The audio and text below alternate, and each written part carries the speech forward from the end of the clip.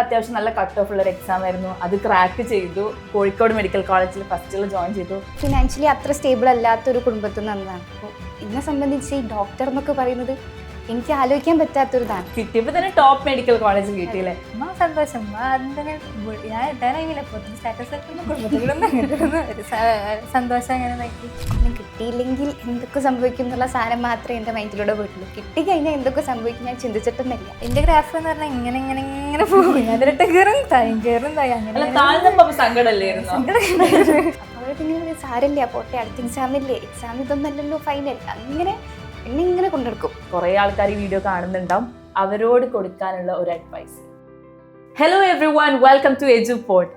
NEET 2025 എന്നുള്ളൊരു exam എഴുതി Kozhikode medical കോളേജിൽ കയറിയ 2 സ്റ്റുഡൻസ് നമ്മുടെ കൂടെ ഇന്നുണ്ട്. എൻ്റെ ജൂനിയേഴ്സ് കൂടിയാണ്. അവർ നിങ്ങൾക്ക് വേണ്ടി പരിചയപ്പെടുത്തി തരാനും അവരുടെ ഇൻസൈറ്റ്സ് നിങ്ങളായിട്ട് ഷെയർ ചെയ്യാൻ വേണ്ടിയിട്ടാണ് നമ്മൾ ഈ ഒരു ഇന്റർവ്യൂ നടത്തുന്നത്. So let's welcome Riya and Jiya. Hi Riya. Hi Jiya. Congratulations first of all.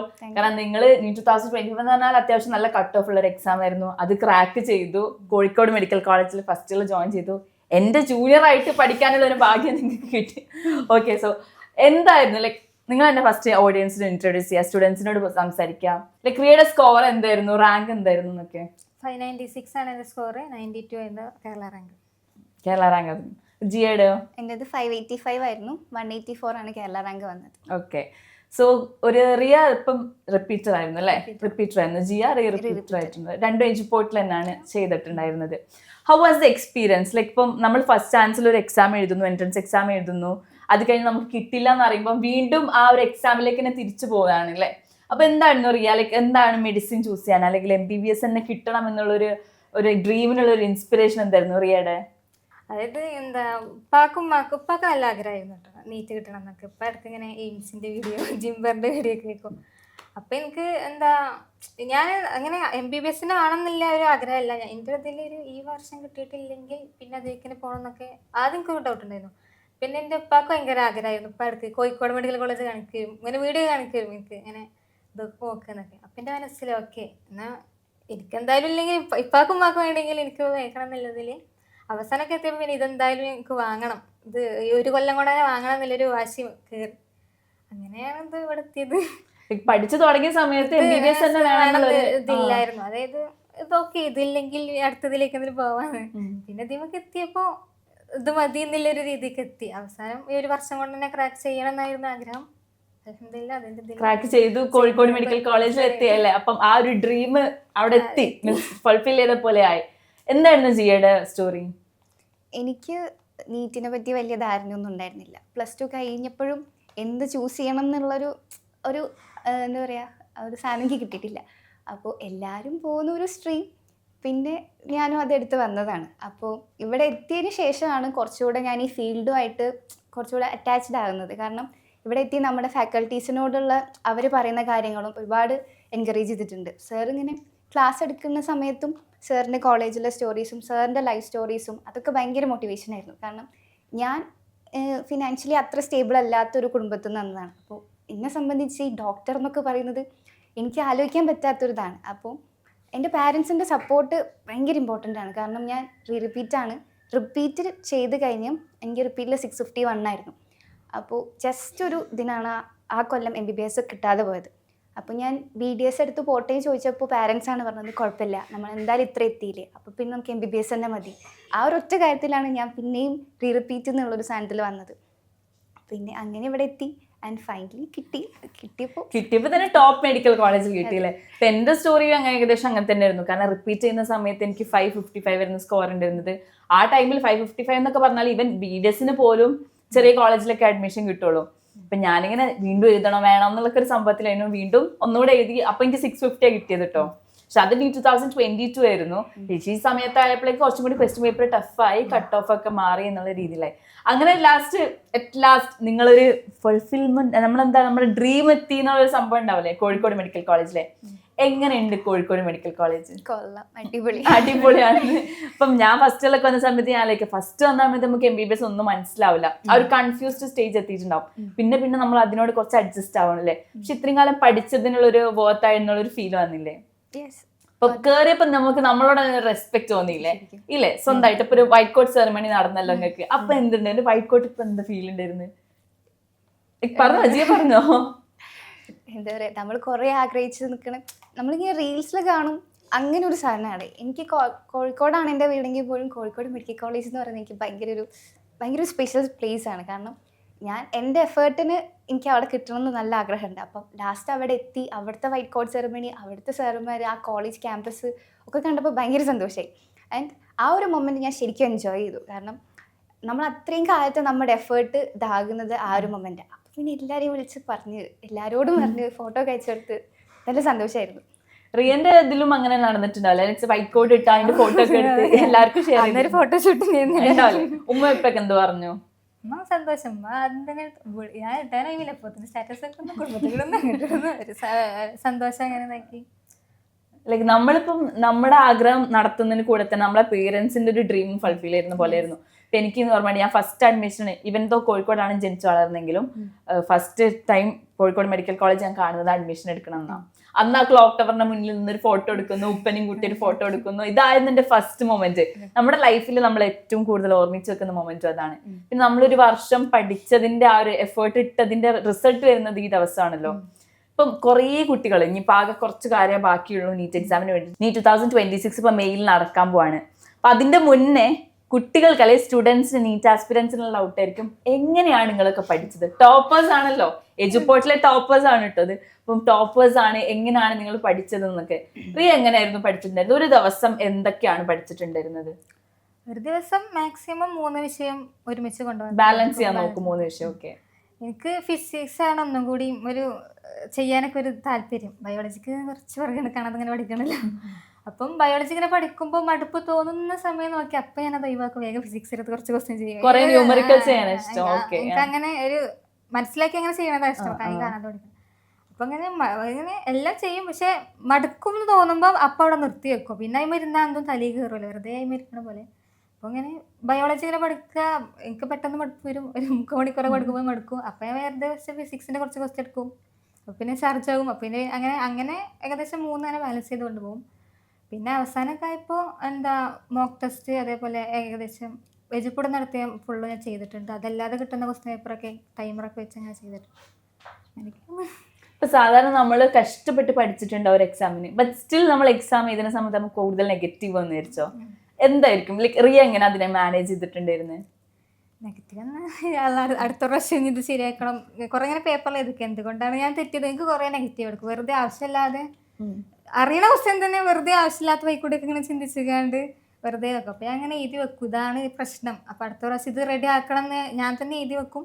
കുറേയൊക്കെ റെഡി ആക്കും, പിന്നെയും തെറ്റ് പറ്റും. പിന്നെ എന്താ വെച്ചാൽ എക്സാമിൻ്റെ സമയത്ത് പാനിക്കാവാൻ നോക്കുക എന്നുള്ളത് ഏറ്റവും ഇമ്പോർട്ടൻ്റ് ആണ്. കാരണം കുറേ പഠിക്കണ കുട്ടികൾക്ക് ഇപ്രാവശ്യം കിട്ടുന്നത് അറിയാത്തത് കൊണ്ടല്ല, ആ എക്സാം കുറച്ച് ടഫായപ്പോൾ എല്ലാവരും പാനിക്കായി. ആ ടൈമിൽ കയ്യിൽ നിന്ന് പോയിക്കാണ്ട് കുറേ ആൾക്കാർക്ക് ഇപ്രാവശ്യം പോയിന്ന് ഫ്രണ്ട്സൊക്കെ അങ്ങനെയാണ് പറഞ്ഞത്. പക്ഷേ എനിക്ക് എക്സാമിൻ്റെ അധികം എക്സാം ചെയ്ത് നമുക്ക് ടെൻഷൻ ഇല്ലാത്ത ആളാട്ടോ. അതുവരെ അത് ഞാൻ വരുമ്പോൾ എൻ്റെ അമ്മ ഇപ്പം മാർക്കൊക്കെ ഞാൻ അധികം കുഴപ്പമൊന്നുമില്ലാതെ വന്നു. മാർക്കൊക്കെ അറിഞ്ഞപ്പോൾ ഇങ്ങനെ അറിയില്ലല്ലോ, വീട്ടുകാർക്കൊന്നും അറിയില്ല. 596 കാരണം കിട്ടും. കഴിഞ്ഞ പ്രാവശ്യം 650 മേലെ കിട്ടിയപ്പോൾ അമ്മ പറഞ്ഞു എൻ്റെ വരവ് വേണ്ട, എനിക്ക് ഈ മാർക്കൊന്നും കിട്ടിയാൽ പോയില്ല. അത്ര ഞാൻ ഒരു കുഴപ്പമില്ലാത്ത എക്സാം അങ്ങനെ ഇത് പോകുന്നത്. അപ്പോൾ എന്നോട് പറഞ്ഞു, ഞാൻ എൻ്റെ മനസ്സിലാക്കിയത് തന്നെയാണ്, ഞാൻ എക്സാമിന് ടെൻഷൻ അടിച്ചത് കൊണ്ടാണ് എനിക്ക് അത്രയും ഇങ്ങനെ സ്കോർ ചെയ്യാൻ പറ്റിയെന്ന് ഒരു ഇതുണ്ട്. അപ്പം ടെൻഷൻ എടുക്കാൻ ഇപ്പൊ എല്ലാവരും ആ പോയിന്റ് നോട്ട് ചെയ്യുന്നതോടെ നിങ്ങൾ പഠിക്കുമ്പോൾ ടെൻഷൻ ഉണ്ടെങ്കിലും എക്സാം എഴുതുന്ന സമയത്ത് ടെൻഷൻ ഉണ്ടാവുന്നില്ലേ? ഇപ്പൊ ജിയന്റെ കേസും അങ്ങനെ തന്നെ, കോൺഫിഡൻസ് ആണല്ലേ മെയിൻ. എങ്ങനെയായിരുന്നു ജിയ പഠിച്ചിട്ടുണ്ടായിരുന്നത്? ഞാനും ഈ ലാസ്റ്റ് മോക്ക് ടെസ്റ്റ് ആ സമയത്താണ് കൂടുതൽ പഠിക്കാൻ തുടങ്ങിയത്. കാരണം ക്ലാസ് കഴിഞ്ഞ് പിന്നെ അന്നത്തെ ടോപ്പിക്ക് കംപ്ലീറ്റ് വെക്കാനുള്ളത് അത്ര പോസിബിൾ ആയിട്ടുള്ള കാര്യമില്ല. പിന്നെ നമുക്ക് ഈ എക്സാംസിൻ്റെ അവിടെ കുറച്ച് ദിവസം ലീവ് തരുമല്ലോ, അപ്പോഴാണ് മൊത്തമായിട്ടിരുന്ന് പഠിക്കുക, കുറേ ക്വസ്റ്റ്യൻസ് ചെയ്യാം. എനിക്ക് ഈ പറഞ്ഞാൽ ഫിസിക്സാണ് കുറച്ചുകൂടെ ചെയ്യാൻ ഇഷ്ടമുണ്ടായിരുന്നത്. അപ്പോൾ തുടക്കത്തിലൊക്കെ എൻ്റെ റിപ്പീറ്റ് ടൈമിൽ ഫിസിക്സ് ഒരുപാട് ക്വസ്റ്റ്യൻ ചെയ്യുമായിരുന്നു. അപ്പോൾ സാധാരണ പറയുമല്ലോ, നമുക്ക് ആ ഒരു സ്റ്റേജിൽ എത്താൻ കുറച്ച് ടൈം എടുക്കും. ആ ഒരു ടൈം വരെ ഞാൻ ചെയ്തുകൊണ്ടിരുന്നത് ഫിസിക്സിലെ ക്വസ്റ്റ്യൻസ് ഇങ്ങനെ ചെയ്തുകൊണ്ടിരിക്കുകയാണ്. കെമിസ്ട്രി എനിക്ക് അത്ര ഇഷ്ടമില്ലാത്തൊരു വിഷയമായിരുന്നു. അതുകൊണ്ട് ഞാൻ റിപ്പീറ്റ് ടൈമിൽ കെമിസ്ട്രിക്ക് അത്ര ഇമ്പോർട്ടൻസ് കൊടുത്തില്ല. മേജറായിട്ട് വരുന്ന PYQs അതുപോലെ തന്നെ ഈ ഭാഗത്തുനിന്ന് കൺസെപ്റ്റ് ഓറിയൻ്റ് ആയിട്ട് പഠിച്ചിട്ടുള്ളൂ. ടെക്സ്റ്റൊന്നും ഞാൻ വായിച്ചിട്ടൊന്നുമില്ല റിപ്പീറ്റിൽ. അതെൻ്റെ വലിയൊരു മിസ്റ്റേക്കായിട്ട് എനിക്ക് തോന്നിയിട്ടുണ്ട് റിപ്പീറ്റ് ചെയ്തപ്പോൾ. അപ്പോൾ റിപ്പീറ്റിൽ ഞാൻ അതാ കറക്റ്റ് ചെയ്തത്. കാരണം കെമിസ്ട്രി പഠിക്കുമ്പോൾ കുറച്ചുകൂടെ ടെക്സ്റ്റ് ഓറിയൻറ്റഡ് ആയിട്ട് പഠിച്ചു. കുറേ ക്വസ്റ്റ്യൻസ് അതൊന്നും ചെയ്യാൻ തുടങ്ങി. ഫിസിക്സ് എനിക്ക് ഓൾറെഡി ഒരു വിശ്വാസം ഉണ്ടായിരുന്നു, കാരണം ഞാൻ ഒരുപാട് ചെയ്തല്ലോ. പിന്നെ ബയോളജി ഓക്കെ. അപ്പോൾ ഒരു ദിവസം തന്നെ ഈ 3 ഒരേപോലെ കൊണ്ടുപോകാൻ പറ്റില്ല, ആ ഒരു ഇതിൽ വന്നു. ലാസ്റ്റ് എക്സാംസൊക്കെ ആയപ്പോൾ കുറേ ഇക്വേഷൻ ബുക്കും മിസ്റ്റേക്ക് ബുക്കും അതെനിക്ക് ഭയങ്കര ഇമ്പോർട്ടൻ്റ് ആണ്. കാരണം തുടക്കത്തിൽ നമ്മളെല്ലാം ഇങ്ങനെ റിവൈസ് ചെയ്യും, ലാസ്റ്റ് എക്സാം ആകുമ്പോൾ മൊത്തം പാടായിരുന്ന് റിവൈസ് ചെയ്യുക എന്നുള്ള അത്ര പോസിബിൾ അല്ല. അപ്പോൾ ആ ഒരു കേസിൽ മിസ്റ്റേക്ക് ബുക്കും ഇക്വേഷൻ ബുക്കുമായിരുന്നു എന്നെ കൂടുതൽ ഹെൽപ്പ് ചെയ്തിട്ടുണ്ടായിരുന്നത്. മിസ്റ്റേക്ക് ബുക്ക് ഇങ്ങനെ ഓരോ എക്സാം നടത്തുമ്പോൾ നമ്മുടെ പ്രശ്നം കൊണ്ടല്ലാതെ നമുക്ക് കൺസെപ്റ്റ് അറിയാതെ കൊണ്ട് തെറ്റിപ്പോയ ക്വസ്റ്റ്യൻസ് നോട്ട് ചെയ്യുക, ആ ക്വസ്റ്റ്യൻസ് തന്നെ അടുത്ത എക്സാമിന് വരുമ്പോൾ ഒന്നും കൂടെ നോട്ട് ചെയ്ത് പോവുക. അങ്ങനെ കുറേ ക്വസ്റ്റ്യൻസ് തന്നെ അങ്ങനെ ബൈ ഹാർട്ടാവും ആ ഒരു കേസ്. പിന്നെ ഇക്വേഷൻസ് ആണെങ്കിലും ഫിസിക്സും കെമിസ്ട്രിയും ഒക്കെ ആണെങ്കിലും ഇക്വേഷൻസ് ഒന്ന് ബൈ ഹാർട്ടാക്കി എടുക്കാൻ അത് ഭയങ്കര ഹെൽപ്ഫുള്ളായിരുന്നു. പിന്നെ റിപ്പീറ്റായി ഞാൻ കുറച്ചുകൂടെ കൂളായി. റിപ്പീറ്റിന് ഞാൻ കുറച്ചുകൂടെ ഇരുന്ന് പഠിച്ചിട്ടുണ്ടായിരുന്നു. നല്ല ടെൻഷനും ഉണ്ടായിരുന്നു. റിലാക്സ്ഡ് ആയി. അപ്പോൾ റിപ്പീറ്റിൻ്റെ ടൈമിൽ എനിക്ക് ഈ കൊല്ലം കിട്ടിയില്ലെങ്കിൽ എന്തൊക്കെ സംഭവിക്കും എന്നുള്ള സാധനം മാത്രമേ എൻ്റെ മൈൻഡിലൂടെ പോയിട്ടുള്ളൂ. കിട്ടിക്കഴിഞ്ഞാൽ എന്തൊക്കെ സംഭവിക്കും ഞാൻ ചിന്തിച്ചിട്ടൊന്നുമില്ല. നേരെ വെച്ച് റിപ്പീറ്റ് ആയപ്പോൾ കുറച്ചുകൂടെ കൂളായി. എനിക്ക് ഓൾറെഡി കിട്ടും എന്ന് എനിക്കറിയാം. കാരണം ആ ഒരു സാധനം അങ്ങ് സെറ്റ് ചെയ്ത് വെച്ചാൽ പിന്നെ അതിൻ്റെ മുകളിൽ ടെൻഷൻ ഇരിക്കേണ്ട കാര്യമില്ല. കിട്ടും, ഓക്കെ, അതിൻ്റെ മുകളിൽ ഇനി ട്രൈ ചെയ്താൽ മതി, ആ ഒരു സാധനം മാത്രമേ ഉള്ളൂ. അപ്പോൾ റിപ്പീറ്റ് ആയപ്പോൾ കുറച്ചുകൂടെ കൂളായി. ആ ഒരു സാധനം എനിക്ക് നല്ലൊരു ഡിഫറൻസ് ഫീൽ ചെയ്യുന്നുണ്ട്. മീൻസ് നമ്മൾ ടെൻഷൻ അടിച്ചിരുന്ന ഒരുപാട് നേരം പഠിച്ചുകൊണ്ടും പ്രത്യേകിച്ച് കാര്യമൊന്നുമില്ല. കൂളായി ഇരിക്കുന്ന സമയം കുറച്ചുകൂടെ നല്ല ഫോക്കസ്ഡ് ആയിട്ടിരുന്നാൽ അത് നല്ല ഹെൽപ്ഫുൾ ആകും. അതാണ് റിസൾട്ടിലേക്ക് വരിക. അപ്പോൾ ഈ നീറ്റ് എക്സാമിൻ്റെ ടൈമൊക്കെ ആകുമ്പോൾ കുറേ ആൾക്കാർ ടെൻസ്ഡ് ആയിരിക്കും. അതിൻ്റെ ആവശ്യമില്ല. നമ്മൾ എന്താണോ പഠിച്ചത് അതിനെക്കുറിച്ച് നമുക്കൊരു ഐഡിയ ഉണ്ടായാൽ മതി, ബാക്കിയൊക്കെ വന്നോളും. അത്ര. അതെ, അങ്ങനെ തന്നെ. ഇക്വേഷൻ ബുക്ക്, മിസ്റ്റേക്ക് ബുക്ക് ഞാൻ തന്നെ എപ്പോഴും പറയുന്ന കാര്യമാണ്. കാരണം എനിക്ക് ഫസ്റ്റ് എക്സാം എഴുതുന്ന സമയത്ത് നമ്മൾ ക്വസ്റ്റ്യൻ തെറ്റിക്കും, പക്ഷെ രണ്ടാമത് വീണ്ടും ഒരു ക്വസ്റ്റ്യൻ പേപ്പർ കാണുമ്പോൾ അയ്യോ ഇതന്ന് തെറ്റിച്ചാണ്, പക്ഷെ ആൻസർ ഓർമ്മ ഉണ്ടാവില്ല. പക്ഷെ നമ്മൾ നോട്ട് ചെയ്ത് വെച്ചിട്ടുണ്ടെങ്കിൽ ഒരു എക്സാമിന് കയറുന്നതിന് മുന്നേ നമ്മളത് വായിച്ചു നോക്കിയാൽ നമുക്ക് നല്ല ഓർമ്മ ഉണ്ടാവും അല്ലേ. എല്ലാവരും എങ്ങനെയൊക്കെയോ ഇവൻതോ നമ്മൾ അങ്ങോട്ടും ഇങ്ങോട്ടും സംസാരിച്ചിട്ടുണ്ടെങ്കിൽ പോലും നമ്മളെല്ലാവരും ഫോളോ ചെയ്ത കാര്യങ്ങൾ സെയിം ആണ് അല്ലേ. അത് എത്തിക്കഴിഞ്ഞ് കോളേജിൽ എത്തിക്കഴിയുമ്പോൾ നമുക്ക് മനസ്സിലാവും നമ്മുടെ കൂടെ പഠിക്കുന്ന ആൾക്കാരും നമ്മളെപ്പോലെ എങ്ങനെയൊക്കെയോ പഠിച്ചെത്തിയ ആൾക്കാരാണെന്ന് മനസ്സിലാവും അല്ലേ. സോ അതായിരുന്നു നിങ്ങളുടെ ആ ഒരു ജേർണി എന്ന് പറയുന്നത്. എജുപോർട്ടിൽ ആണ് പഠിച്ചത് അല്ലേ. എങ്ങനെ ഉണ്ടായിരുന്നു എജുപോർട്ട്? എജുപോർട്ടിൽ ആദ്യമായിട്ട് പറയുന്നത് മെൻറ്റേഴ്സിനെ പറ്റിയാണ്.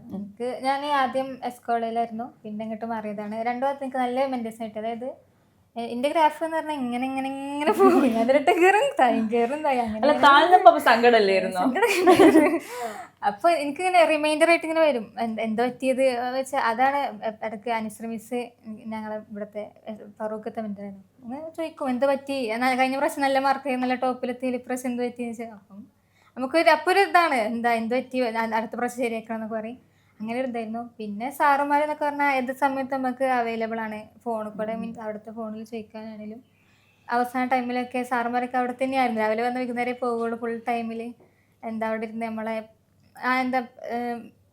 ഡൗട്ടൊക്കെ പറഞ്ഞു തരാൻ മൊത്തത്തിൽ തന്നെ അടിപൊളിയായിരുന്നു. എജുപോർട്ടിലെന്നുകൊണ്ട് അങ്ങനെ ഒരു ഇത് കിട്ടി. പിന്നെ എനിക്ക് ഒരു കമ്പൈൻ സ്റ്റഡി ആയിട്ട് ഞാൻ പഠിച്ചത് എജുപോർട്ടിൽ നിന്ന് വെച്ചാൽ ഫ്രണ്ട്സ്. സാധാരണ ഒരു കോമ്പറ്റീഷൻ മൈൻഡ് ഉണ്ടെങ്കിലും പക്ഷെ ആ ഒരു ടൈമിൽ എൻ്റെ റൂംമേറ്റ്സ് ആണെങ്കിലും ഞങ്ങളൊരു ഇടയ്ക്കൊക്കെ കമ്പൈൻ ആയിട്ട് പഠിച്ച മനസ്സിലാവാത്ത കാര്യങ്ങളൊക്കെ അതൊക്കെ ഇവിടെ വന്ന് ഇത് കിട്ടിയതാണ്. അങ്ങനെ എജുപോർട്ടിൽ മൊത്തത്തിൽ നിന്റെ ജേർണിയിൽ ഭയങ്കര ഒരു ഇമ്പോർട്ടന്റ് റോൾ ഉണ്ടല്ലോ എജുപോർട്ടിന്.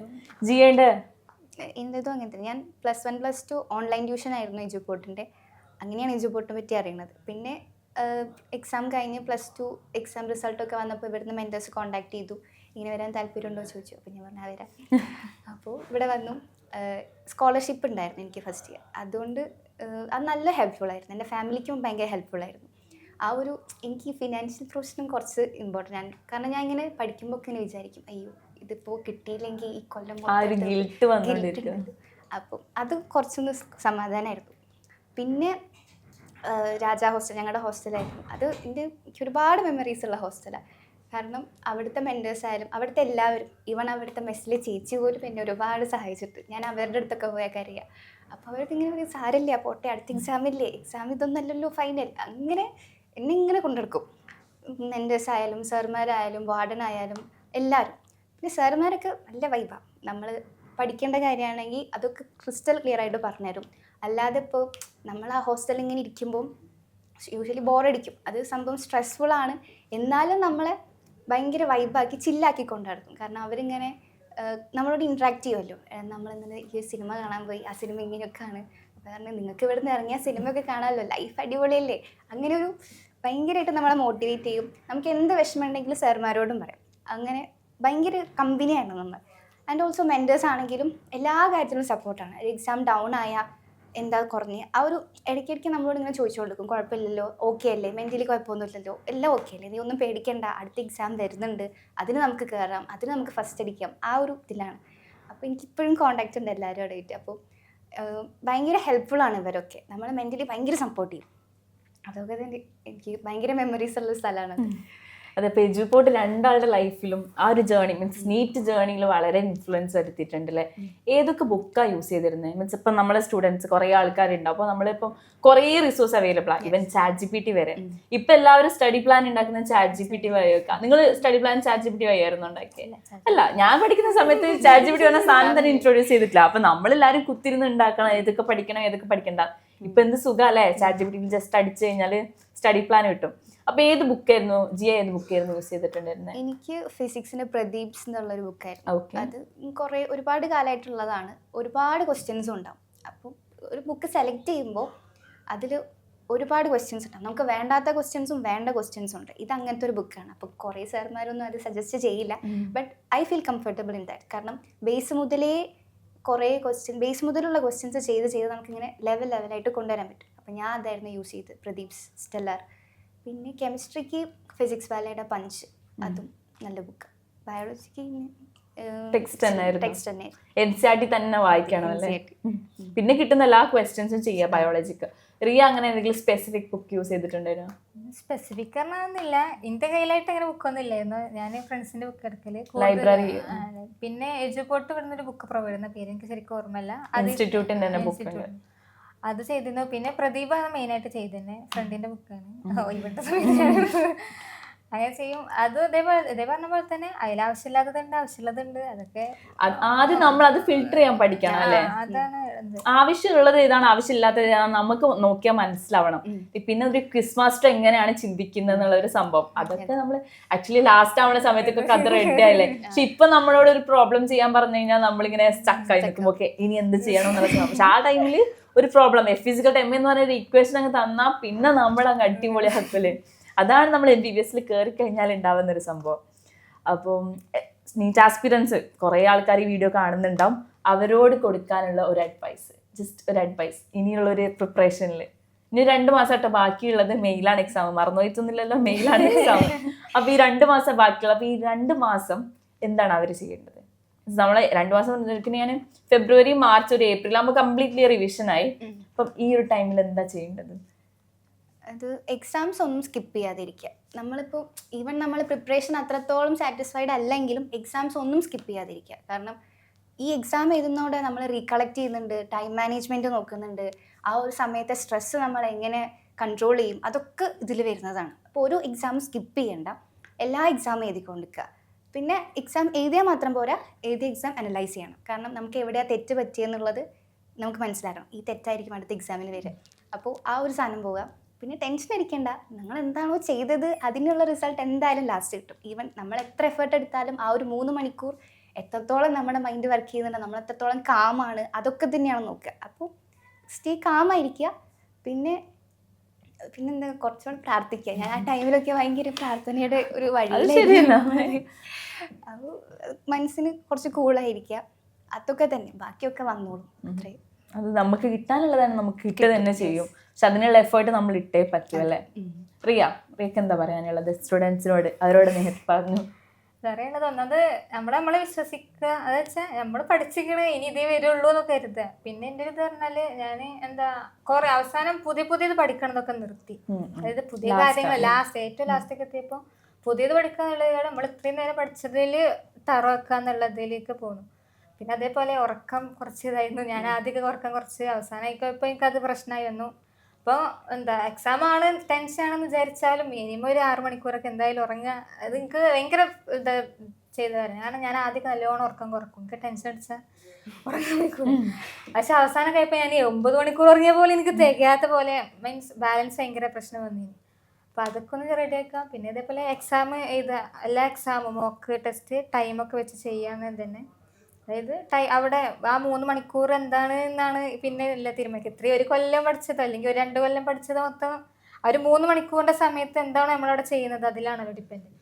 അപ്പോൾ ആ ടൈമിൽ ടൈം എങ്ങനെ മാനേജ് ചെയ്യാം, സ്ട്രെസ്സ് എങ്ങനെ ചെയ്യാമെന്നൊക്കെ അറിയണമെങ്കിൽ ഇതേപോലെ എക്സാം തന്നെ ചെയ്യണം. അത് എജുപോർട്ടിൽ ഏകദേശം ഞങ്ങൾക്ക് 2 മാസത്തോളം തന്നെ ഫുള്ള് മോക്ക് ടെസ്റ്റ് ഒക്കെ ഉണ്ടായിരുന്നു. അതൊന്ന് ഒരു എക്സാമായിട്ട് സ്കിപ്പ് ചെയ്തിട്ടുള്ളൂ ടെസ്റ്റിന്. ബാക്കിയുള്ള എക്സാമെല്ലാം അറ്റൻഡ് ചെയ്തിരുന്നു. അതിനെ അനലൈസ് ചെയ്ത് അത് പഠിക്കുക. പിന്നെ ടെൻഷൻ പരമാവധി ഒഴിവാക്കാൻ ശ്രമിക്കുക. ഉറങ്ങുക, ഒരു പാകത്തിന് എന്തായാലും ഉറങ്ങണം, 6 മണിക്കൂറൊക്കെ മിനിമം എന്തായാലും ഉറങ്ങണം. അങ്ങനെ അതൊക്കെ തന്നെ എല്ലാവരും പറയുന്നുണ്ട്. പിന്നെന്താ, അവനെ വിശ്വസിക്കാം, ഞാൻ പഠിച്ചത് വരുമെന്ന് മനസ്സിലായിട്ട് കരുതിയിട്ട് പോവുക, പ്രാർത്ഥിക്കുക. കോൺഫിഡൻസ് ആൻഡ് സെൽഫ് മോട്ടിവേഷൻ അല്ലെ, നമ്മളെ തന്നെ മോട്ടിവേറ്റ് ചെയ്തുകൊണ്ടിരിക്കണം. അതാണ് അവരോട് പറയാനുള്ളത് അല്ലേ. സോ ഇതാണ് ഈ 2 ടോപ്പേഴ്സിന് നിങ്ങളോട് പറയാനുള്ളത്. നിങ്ങൾ നന്നായിട്ട് പഠിക്കുക, കോൺഫിഡൻ്റ് ആയിട്ടിരിക്കുക, എക്സാം എഴുതാൻ പോണ സമയത്ത് ടെൻഷൻ ഇല്ലാതിരിക്കുക, അതിന് മുന്നേ തന്നെ എല്ലാം പ്രിപ്പയർ ചെയ്തിരിക്കുക അല്ലേ. അപ്പോൾ thank you so much Riya, thank you so much Giya, thank you so much Jiya. ഇനിയും ഉയരങ്ങളിലേക്ക് എത്തട്ടെ. ഞാനൊരു ഫൈനൽ ഇയർ ആയിട്ടോ നിങ്ങളെ സെയിം കോളേജിൽ കുറേ കാര്യങ്ങൾ കാണാനുണ്ട്, ഇനി കാണാൻ കിടക്കുന്നുള്ളൂ. അപ്പൊ അതൊക്കെ കഴിഞ്ഞ് നല്ലൊരു ഡോക്ടറായിട്ട് ഇറങ്ങട്ടെ. ഇനി PG ഒക്കെ എടുക്കാൻ പ്ലാൻ ഉണ്ടാവും അല്ലേ, നല്ല PG ഒക്കെ എടുക്കണ്ടേ, അതിന് വേറെ എൻട്രൻസ് ഒക്കെ ചെയ്താണല്ലോ. അപ്പൊ നമ്മൾ അതൊക്കെ കഴിഞ്ഞ് നല്ല ഡോക്ടേഴ്സ് ആവട്ടെ എന്ന് ഞാൻ ആശംസിക്കുകയാണ്. All the best. അപ്പോൾ thank you so much for watching this video. നിങ്ങൾ ഈ വീഡിയോയിൽ നിന്ന് കിട്ടിയ നോട്ട്സ് ഒക്കെ നിങ്ങളുടെ ലൈഫിൽ പ്രവർത്തിക്കാൻ നോക്കുക. അതിൽ നിന്ന് നിങ്ങൾക്കും നല്ല മാർക്ക് ഉണ്ടാവട്ടെ, നല്ല സ്കോർസ് ഉണ്ടാവട്ടെ. ഇനി വരുമ്പം ഞങ്ങളെ ജൂനിയേഴ്സ് ആയിട്ട് വരട്ടെ അല്ലേ. കോഴിക്കോട് മെഡിക്കൽ കോളേജിൽ ജിയ, റിയ ആൻഡ് അഫ്രൻ്റെ ഒക്കെ ജൂനിയേഴ്സ് ആയിട്ട് വരട്ടെ. All the best and thank you so much.